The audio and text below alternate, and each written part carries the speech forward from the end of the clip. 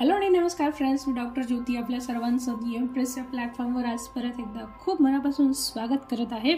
आणि आजचा हा खास व्हिडिओ आहे शनिदेवांच्या बद्दल, म्हणजे शनिदेवांची 7.5 आणि महादशा या दोन्ही गोष्टींबद्दल मी आपल्याला पुरेशी माहिती या व्हिडिओच्या माध्यमातून देणार आहे। कारण बऱ्याचदा माझ्याकडे केसेस येतात तेव्हा असं पाहायला मिळतं की माणसाला ज्ञान नसतं किंवा ते पूर्णपणे अनभिज्ञ असतात की आपल्याला 7.5 सुरू आहे किंवा महादशा सुरू आहे, आणि मग एकानंतर एक अशा येत जाणाऱ्या समस्यांनी ते ग्रासलेले असतात आणि कुठलं काहीच उत्तर मिळत नाही किंवा एखादा मार्ग निघत नाही, एखादी रेमेडी तोडगा सुद्धा काम करत नाही। याशिवाय बऱ्याच ठिकाणी शनिदेवांबद्दल इतकी भीती घालून ठेवलेली आहे की माणूस शनिदेव म्हटलं तरी घाबरून जातो। तर या सगळ्या बाबतीतलीच माहिती आज मी या व्हिडिओतून देणार आहे, जेणेकरून आपल्याला बरीचशी माहिती मिळेल, बऱ्याचशा आपल्या शंका दूर होतील आणि या सगळ्या सिच्युएशन्सना कसं हाताळायचं आहे किंवा ही सिच्युएशन नेमकी कशासाठी आलेली असते या बाबतीतली पुरेशी माहिती मी मराठीमध्ये आपल्याला देणार आहे। तेव्हा आठवणीने पुढे जाण्यापूर्वी दी एम्प्रेस चॅनल आधी पटकन सबस्क्राईब करून घ्या। नोटिफिकेशनचं जे आयकॉन आहे बेलचं, तिथे ऑल हे ऑप्शन सिलेक्ट करून आपल्याला क्लिक करायचं आहे, म्हणजे जे काही व्हिडिओज इथे येत जातात त्या प्रत्येक व्हिडिओची माहिती आपल्याला वेळेवर मिळत जाईल आणि कुठलाही व्हिडिओ आपल्याकडून मिस होणार नाही, कारण चॅनलवर खूप सारे माहितीपूर्ण असे व्हिडिओज आहेत। चला तर मग सर्वात आधी आपण जाणून घेऊयात शनी महाराजांबद्दल। शनी महाराज ही न्याय देवता आहे, त्यामुळे ती थोडीशी कठोर आहे, निष्ठुर म्हटलेलं आहे, यासाठी की ज्याची चूक झालेली आहे त्याला शिक्षाही दिली जाणारच, मग ते कोणीही असो, म्हणजेच आपल्या नात्यातीलच कोणी असो, स्वतःचे आई वडील असतील, गुरु असतील, कोणीही असतील, पण ज्याच्याकडून जी चूक झालेली आहे त्याला योग्य ती शिक्षा देणारच, त्या परिस्थितीतून स्वतःच बाहेर काढणार आणि योग्य मार्गावर सुद्धा आणणार। मग तिथे कोणालाही माफी नसते, तिथे कुठल्याही सबबी चालत नाहीत। आता अर्थातच कर्माची देवता म्हटल्यानंतर प्रत्येकाच्या कर्मानुसार त्याला फळंही मिळणारच आहेत आणि ती कमी करणं बदलणं फक्त ज्या त्या व्यक्तीच्या हातातच असतं, तिथे इतर कोणतीही देवता हस्तक्षेप करत नाही। तर 7.5 म्हणजे हेच आहे की आपल्या सर्व केलेल्या कर्मांचा लेखाजोखा आहे, त्याची सगळी वसुली म्हणा, हिशेब म्हणू शकता, ती होणार असते 7.5 आणि महादशेच्या कालावधीमध्ये। शनिदेवांची चाल ही मंद असते, त्यामुळेच हे 7.5 वर्ष सुद्धा आपल्याला खूप वाटतात। यासोबतच जिद्द, चिकाटी किंवा एखाद्या गोष्टीशी चिकटून राहणं, एक दृढता आहे, निश्चयता आहे किंवा एखादं काम अगदी व्यवस्थित पद्धतीने पूर्ण करणं आहे, कुठलीही गोष्ट अर्ध्यावर न सोडणं आहे किंवा पैशांचा योग्य प्रकारे विनियोग करणं आहे, सेव्हिंग करणं आहे, मॅच्युरिटी लेवल आहे, अशा सगळ्याच गोष्टी शनिदेवांच्या अधिपत्याखाली येतात। तर आता सर्वात आधी जाणून घेऊयात की शनिदेवांची 7.5 म्हणजे काय आणि मग पुढे आपण वळूयात की शनिदेवांची महादशा म्हणजे काय। तर 7.5 म्हणजे 7.5 वर्षे आणि ती प्रत्येकी अडीच या प्रकारे 3 टप्प्यांमध्ये विभागली गेलेली असते आणि 7.5 ही एका वेळी 3 राशींना सुरू असते, म्हणजेच सध्या मकर, कुंभ आणि मीन या राशींना 7.5 सुरू आहे। आणि जसं मी सांगितलं की 3 टप्पे असतात, त्यानुसार मकरेची शेवटची 2.5 वर्ष सुरू आहेत, कुंभेची मधली 2.5 वर्ष सुरू आहेत आणि मीनेच्या 7.5ची पहिली 2.5 सुरू आहे। तर प्रत्येक 2.5चे परिणाम हे वेगवेगळे असतात, त्यामुळे काही काळ आपल्याला असं वाटतं की थोडाफार रिलीफ मिळतोय, थोडासा दिलासा मिळतोय, थोडी परिस्थिती व्यवस्थित होतीये, तर काही काळ असा असतो की तिथे माणसाला जगणं सुद्धा मुश्किल होऊन जातं, अगदी हैराण होऊन जातो माणूस।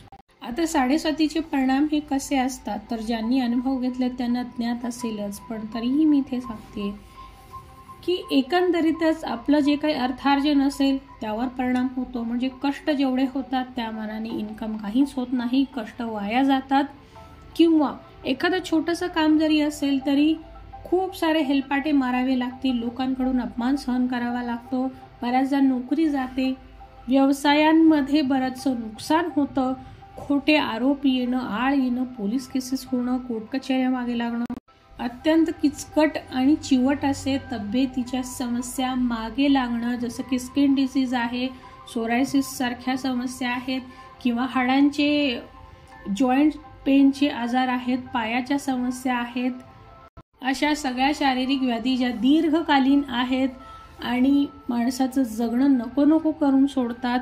याचसोबत नाती जी काही आहेत आपली, पर्सनल असो प्रोफेशनल असो, ती नाती बिघडतात, घरात वाद सुरू होतात, पती पत्नींमध्ये बऱ्याचदा असं पाहायला मिळतं की डिवोर्स होणं, सेपरेशन होणं, दुरावा येणं, किंवा बऱ्याचदा घरामध्ये जी जबाबदार व्यक्ती आहे, वडील असोत किंवा वडीलधारी व्यक्ती जी आहे, ज्यावर घराचं नियंत्रण आहे, अशा व्यक्तीशी नातं खराब होणं किंवा अशा व्यक्तीचा मृत्यू होणं.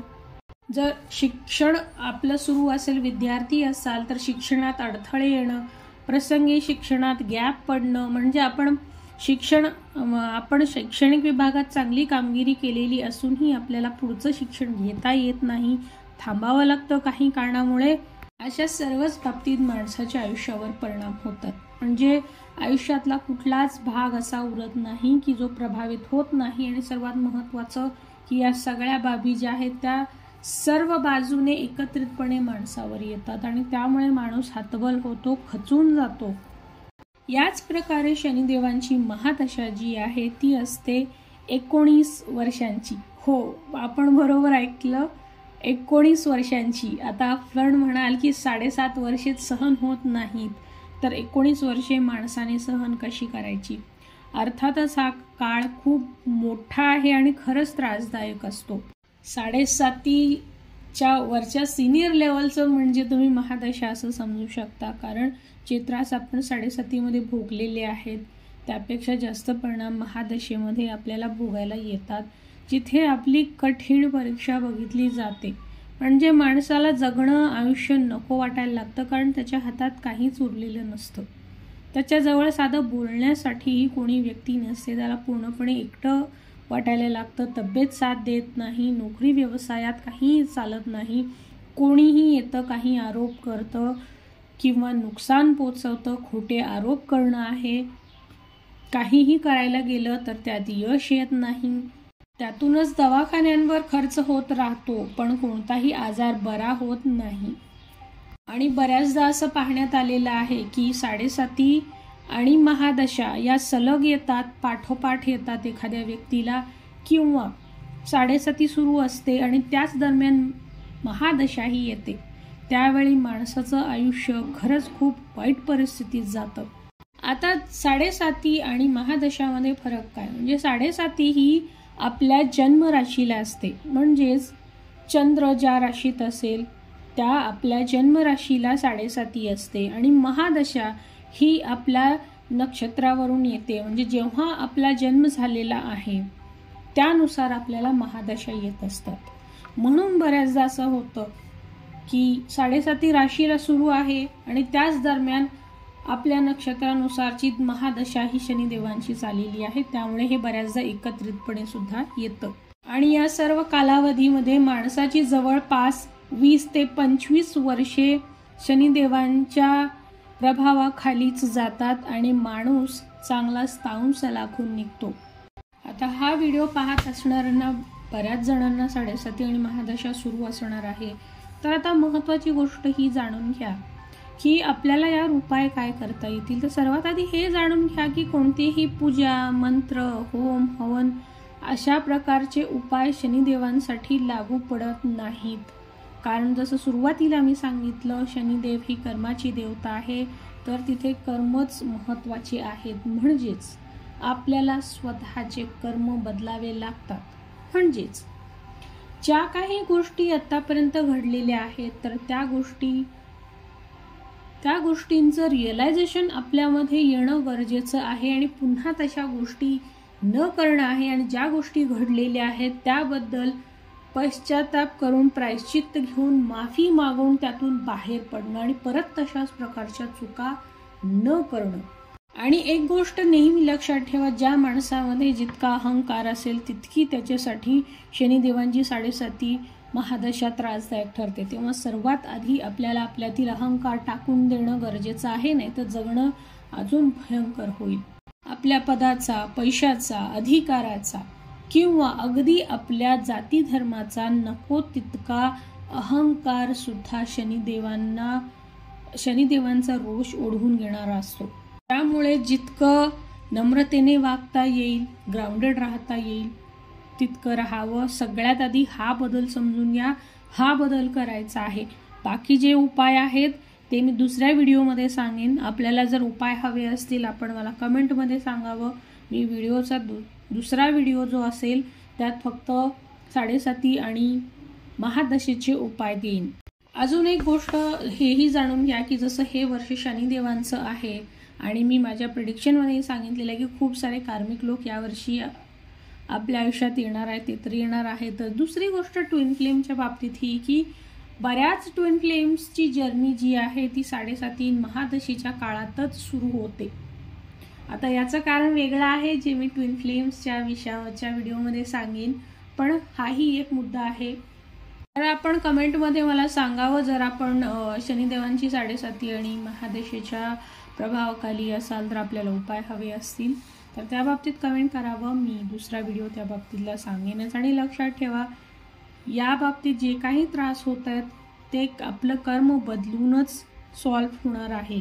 कुठल्याही पूजा, विधी, अर्चा, होम, हवन, उपास, तपास या सगळ्या गोष्टी इथे काम करत नाहीत.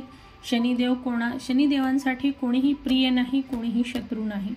त्यांच्यासाठी सगळे समानच आहेत. त्यांना फक्त न्याय समजतो आणि ते फक्त न्याय देण्याचं, बॅलन्स ठेवण्याचं काम करतात, मग ते कोणीही असो. त्यामुळे विनाकारण त्यांची मनात भीती बाळगण्याची गरज नाही. जर आपलं कर्म चांगलं आहे तर अर्थातच ते आपल्याला चांगली फळं देणारच, हे ठरलेलं आहे.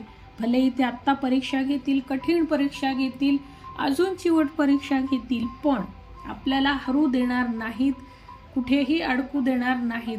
जी परिस्थिती त्यांनी निर्माण केली आहे आपल्याला लेसन्स शिकवण्यासाठी, धडा शिकवण्यासाठी, ती परिस्थिती स्वतःहूनच ते दूर करतात आणि जेवढं काही आपण कष्ट घेतलेले आहेत त्या काळात त्या सगळ्याचे रिटर्न्स आपल्याला ते हमखास परत देतातच. त्यामुळे विनाकारण घाबरून जाऊ नका किंवा कोसूही नका, कारण जे शनिदेव देऊ शकतात ते इतर कोणीही देऊ शकत नाही. कारण जसे ते स्लो आहेत, असं मंद आहेत सांगितलेलं आहे, त्याच प्रकारे ते देतानाही अशा पद्धतीने देतात की ते जे दिलेलं आहे ते सगळं टिकून राहणारं असतं.